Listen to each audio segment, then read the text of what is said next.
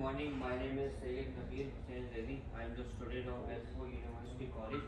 Today I made a presentation on this question, and the question tells that you are hired as a corporate strategy consultant by Uniqlo, Japanese fast fashion brand popular in Asia, US, and Europe, operating in over 2,000 stores worldwide, to plan its entry strategy to open their first store in United Arab Emirates. So this question is telling that Uniqlo has hired me as a corporate strategic consultant. So I need to give some advice to Uniqlo of how could they open their first store in UAE. So I would give those strategies that could be helpful for Uniqlo to operate in the market sector.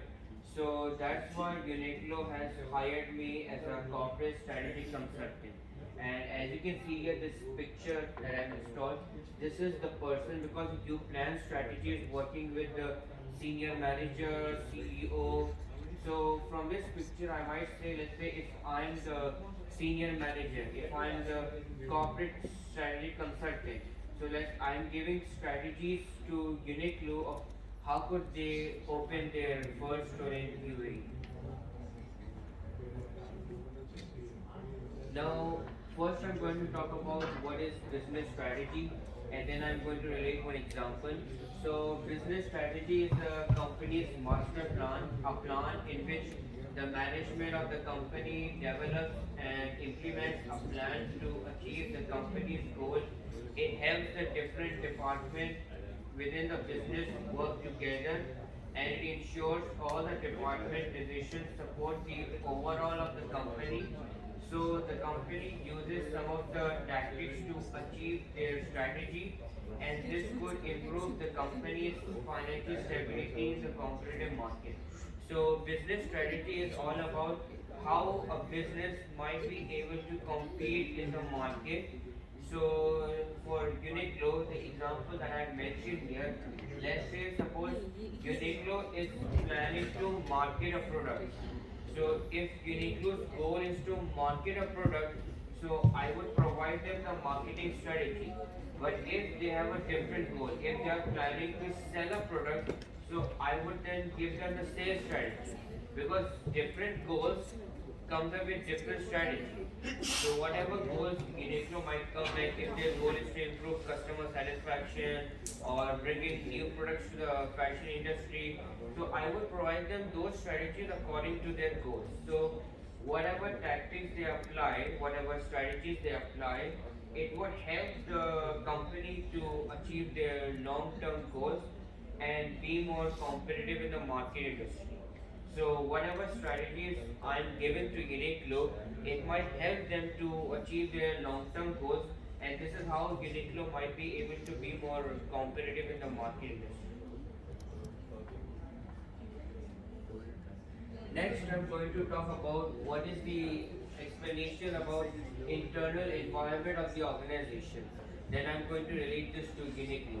So as you can see here, that internal environment are the components of the business which have various elements inside the company that could directly affect on the internal factors like value system, vision, mission and objectives, organizational structure, corporate culture, human resources and physical resources and technological capabilities. Here, member of the company who are directly or indirectly related to the company like owners, shareholders, board of directors and so forth. While looking at the internal environment, the structure of the company explains how activities are given in the organization to achieve their goals. Activities include like giving tasks to each employee, coordination, compensation of board of directors, level of professionalization and supervision, and it is done on a structural level like metric structure, functional structure, divisional structure, and bureaucratic structure. But as related to power, employees plays a fundamental role, because employees working in a different department like finance department or IT department, they have the power to achieve the company's goal, and based on their power they require different set of skills. And that's why the company might achieve the objectives by using the employees' power and skills to develop those strategies. And this is how you might be able to be in the UAE market. So by the look of this model, as you can see, these are the six internal factors that could directly affect on the organization. So to analyze those factors, we have to use the SWOT analysis to analyze what is the value system of Uniqlo, what are the vision and objectives of Uniqlo, what is the structure of Uniqlo, what is the corporate culture of Uniqlo, how many people are working in Uniqlo, what type of physical resources and technological capabilities are there in Uniqlo. Because if we don't look after the internal environment, it might affect the decision of the organization, and it would be difficult for Uniqlo to make decision in the future. Next, I'm going to talk about some of the merits and demerits of pestle analysis and give a real life example. So before that, I'm going to talk about what is pestle analysis. So pestle analysis is a six environmental factor which consists political, economic, social, technological, legal, and environment. Because these factors So, ma'am, might affect outside the organization, like tax policy might change or tax policy might change. So whatever the factors are there, it might directly affect on the organization. Now I'm going to give some merits and demerits of pestle analysis. So on your left hand side, you can see these merits. So the merits are telling what is the good way of using a pestle analysis. So number one is that it's a simple framework. Number two, it provides a wider understanding of the business environment. Number three, it explains the development of external thinking. Next, number four, it enables the organization to anticipate business threats and take action or minimize those threats. And next, number five, last, it enables the organization to provide business opportunities. So these are some of the merits of using a business analysis in the organization. Now, on your right hand side, you can see these demerits of pestle analysis. Like what's the bad use of pestle analysis? So number one is that they over simply use the amount of data for decision. Number two, the risk of capturing too much data will be difficult for Uniqlo to analyzing the external environment. Number three, the data that was used for assumption was proven to be unfounded. Next, the changes might be difficult for to anticipate development that affect the organization in the future. And to be more effective, the process has to be repeated regularly. So this is why the pestle analysis has to be used in a careful manner to be more that could affect the organization in the future. Now I'm going to give you a real life example from Uniqlo. Suppose Uniqlo is planning to open its first store in UAE. They have to use the crystal analysis to examine the external environment because these elements might affect the organizational decision. So we have to be aware of all the changes in the economy. They will use the crystal analysis to look after those external factors like the customer, competition, economy, technology, and political. So by the use of this model, you can see on your left hand side, Uniqlo will have the opportunity to understand what are those external factors that could help Uniqlo to run their business in the UAE market. So they have to look after those changes because if Uniqlo doesn't look after the environment, the external environment, it might affect the organization in the future. So as you can see this model, which was created by Aguilar in 1967, and he published a book on this. So as you can see that these elements might affect the organization in the future. Let's say if tax policy gets changed, if labor law gets changed, if unemployment rate gets changed, so we have to look after those changes that might not affect the organization in the future. Now I'm going to talk what is the decision that Uniqlo needs to take in regards to its strategic management. As you can see here, these are the decisions that Uniqlo needs to take. So number one is that they need to have a clear vision. Number two, they need to bring innovative products to the UAE market like new clothes and everything. Number three, they need to hire, train, and manage employees to help Uniqlo to achieve their mission. Next, they will have a strategy to promote their product. Next, they need to have the power to manage customer relationship.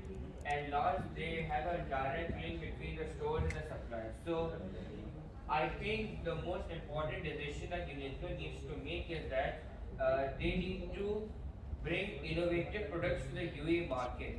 Because if they make a decision like this, that's why customers might come and buy new products only from Uniqlo.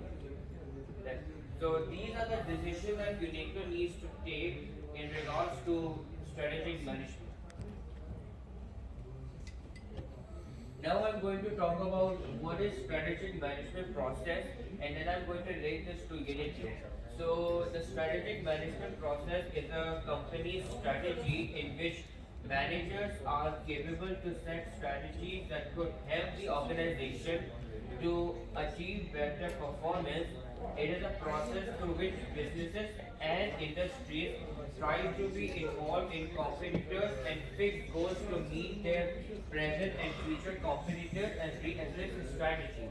This may include the development of company's vision and outline some of the objectives and organizational strategies that might help the managers to achieve their goals and be more competitive in the future business. Now, as you can see here, this model of the strategic management process. So, this includes the first, you have to develop some vision and mission statement.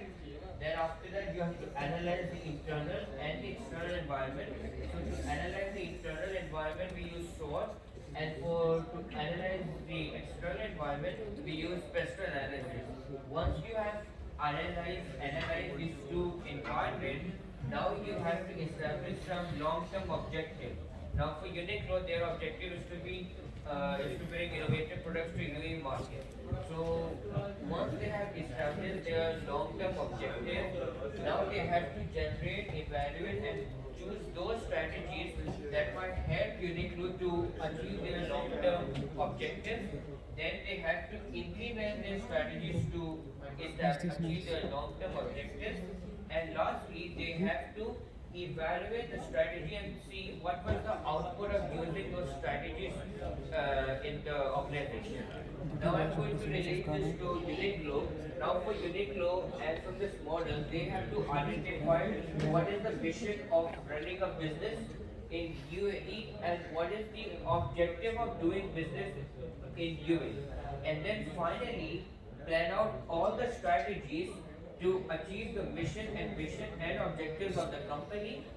Once they know the mission and the strategies, then we have to analyze the environment in which how sustainable they are capable to run in UAE. Then we need to use the SWOT analysis to understand the strength, weakness, opportunities, and threats.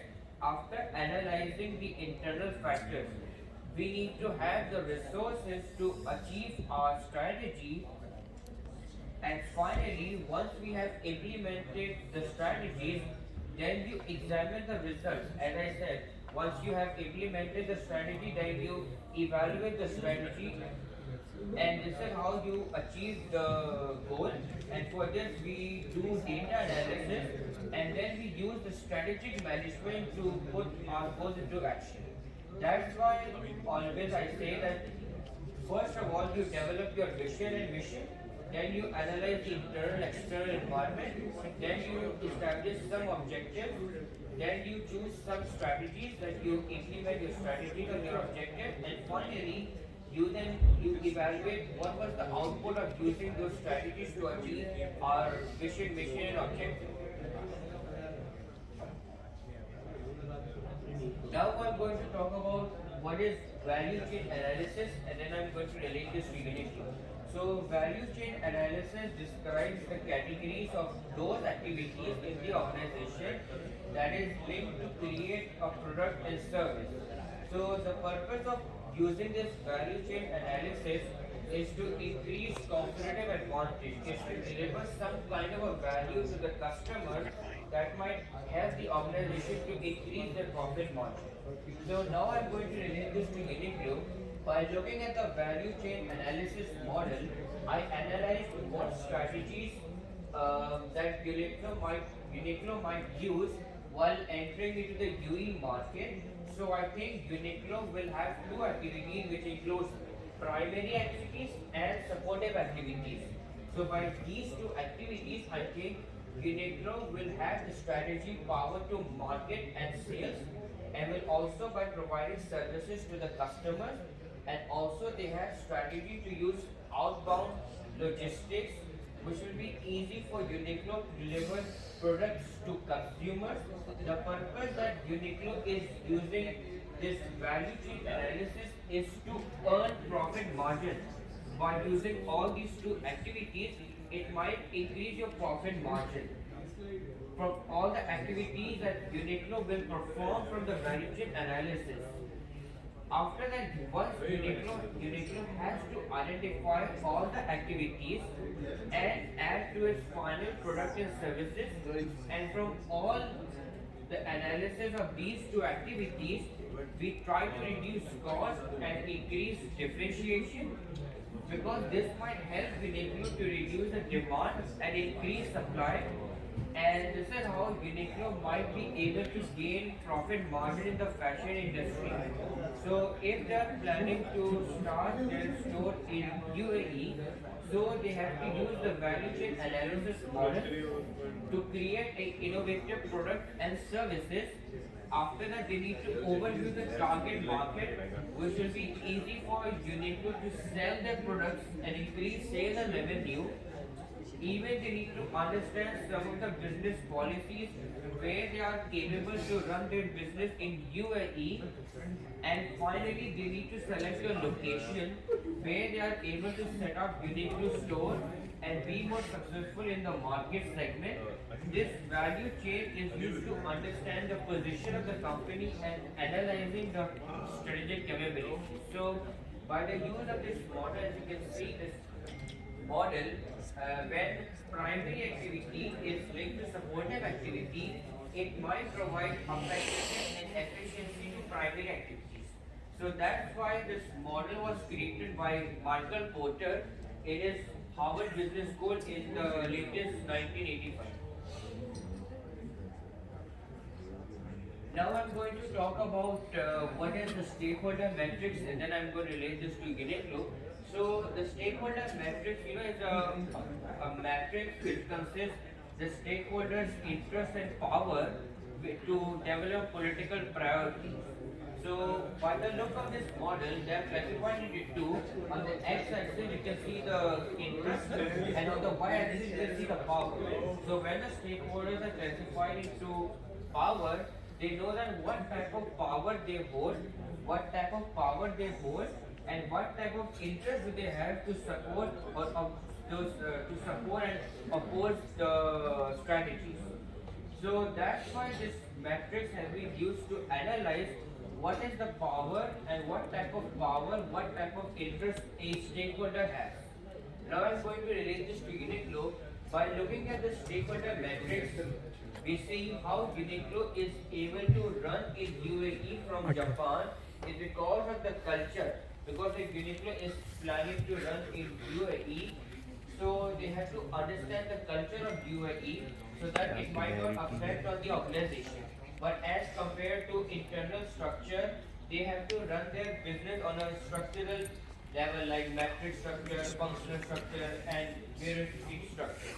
Even for capabilities and skill set, they are very important, and Uniqlo will use the employees' power and skills to prepare strategies and achieve the overall goal of the organization. So they need to have various stakeholders like employees and managers. Even they need to have the connected stakeholders including customers, distributors, and suppliers.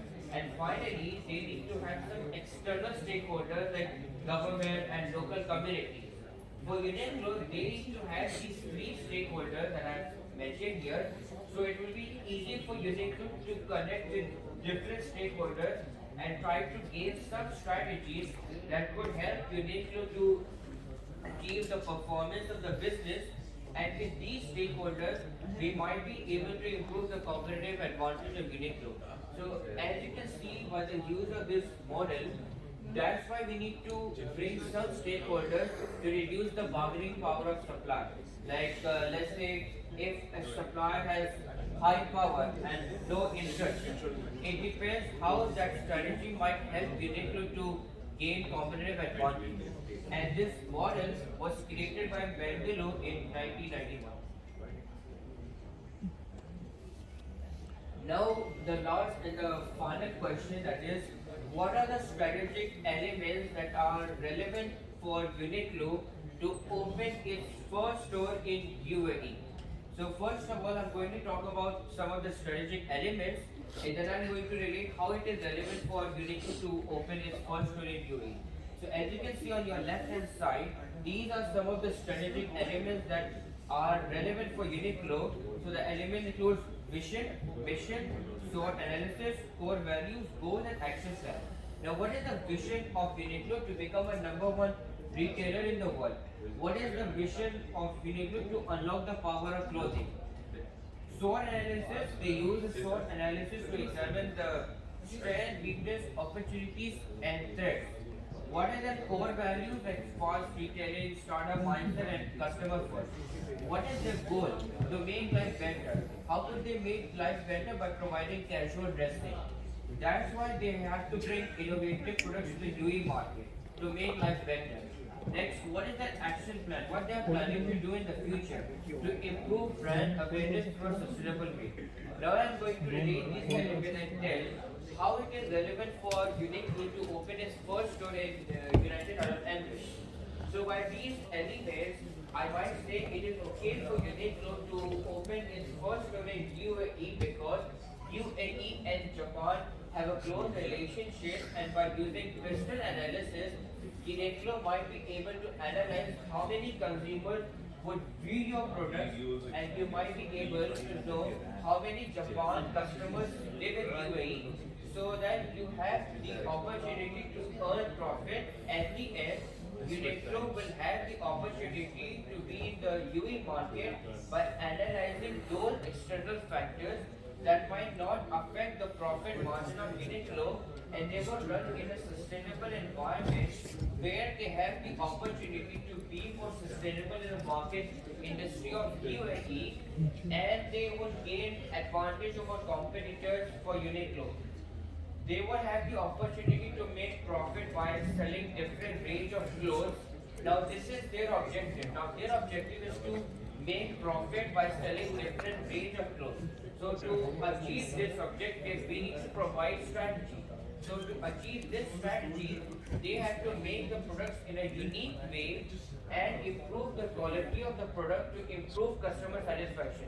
As I already mentioned, if their goal is to improve customer satisfaction, they have to make the product in a unique way, improve the quality. That's how they might improve the customer satisfaction. And they also require different resources, different materials, and capabilities to achieve the vision, mission, and objectives of Uniqlo and be a number one fashion industry in every international level.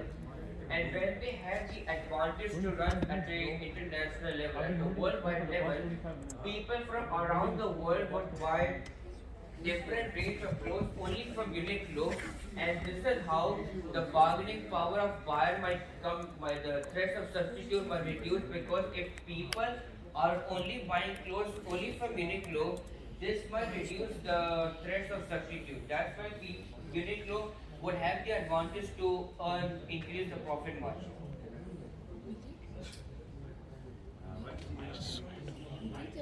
So these are the references, and on the left hand side you can see the references. On the right hand side, So why so much importance on Japanese demography? Is Uniqlo only catering to the Japanese people?